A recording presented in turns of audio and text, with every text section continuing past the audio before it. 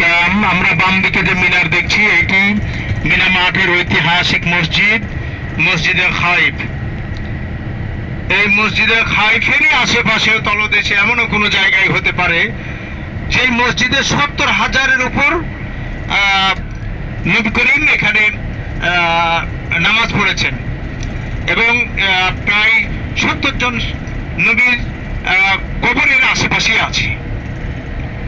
আর পরে যেটা দেখতে পাচ্ছি সেটা হচ্ছে লিফট, দেখেন সামনের দিকে 3টা লিফটের জায়গা, সাদা হয়ে যে তাম্বুটা দেখতে পাচ্ছেন উপরে চাঁদোয়াটা, ওটাই হচ্ছে শয়তানের, আমরা বলি এই প্রতিকৃতিতে সেদিন আমরা শয়তানকে কঙ্কর নিক্ষেপ করি। এটা হচ্ছে প্রথমের, এটা হচ্ছে ছোট শয়তান, তারপরে মেজোটা আছে, শেষে আছে বড়। প্রথম দিন যেদিন আমরা হজ শেষ করে মিনা মাঠে প্রবেশ করি, আমরা প্রথম দিন শুধু এই বড়টাকে মারবো, ছোটটাকে মারবো না, মেজোটাকে মারবো না।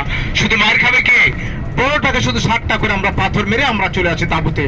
এটা আমরা সকালবেলার দিকে মেরে ফেলি, আর পরের দিন বৈকালে সাধারণত আমরা মারি। এটা সহিহ হাদিস। এখন যে এটা মওকুফ করেছে, 24 ঘন্টা মারার জন্য পারমিশন দিয়েছেন মক্কার জ্ঞান মুক্তি, কিন্তু সহিহ হাদিস অনুযায়ী পরের 2 দিন মারতে হবে সূর্য ঢোলার পরে, মানে জোহরের পরে। জোহরের নামাজের পরেই আমরা মূলত দ্বিতীয় দিন আসি। এসে আমরা ছোট শয়তান 7, মেজো শয়তান 7, বড় শয়তান 7, 21টা কঙ্কর আমরা নিক্ষেপ করি 3 শয়তানকে। এরপরে আমরা দ্বিতীয় দিন আবারও ছোট, মেজো, বড় 3 জনকে আবারও 21টা কঙ্কর নিক্ষেপ করে আমাদের শয়তানকে কঙ্কর মারার যে ওয়াজিবটা, শয়তানকে পাথর মারার যে ওয়াজিবটা আমাদের উপর অর্পিত ছিল, সেটা আমরা শেষ করি।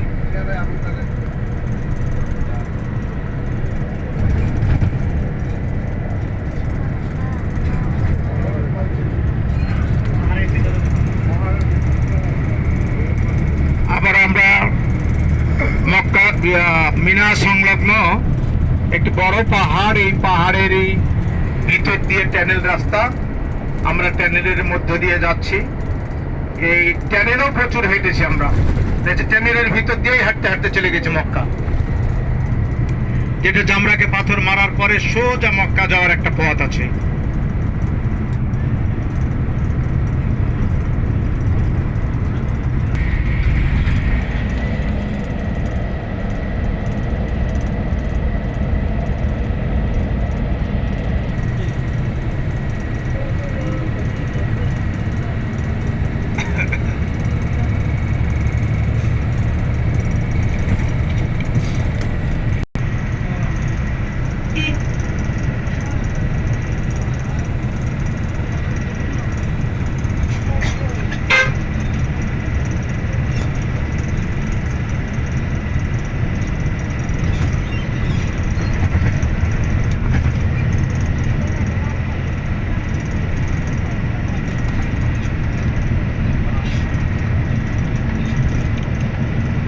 ডান দিকে দেখেন পানি শোধনাগার, সাগর থেকে পানি নিয়ে এসে এখানে বিশুদ্ধ করা হয়।